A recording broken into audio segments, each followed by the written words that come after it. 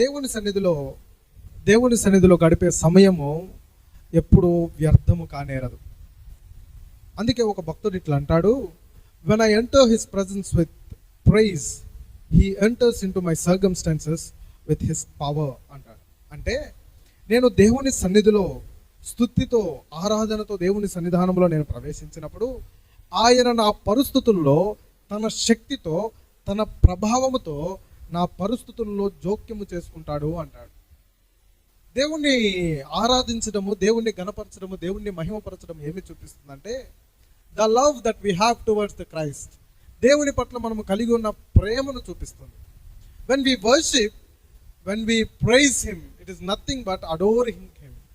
మనము స్తుతిస్తున్నాం, ఆరాధిస్తున్నాం అంటే అది ఇంకా ఏంటో కాదు, కానీ దేవుణ్ణి హెచ్చించి ఘనపరిచి దేవుణ్ణి పూజించడం.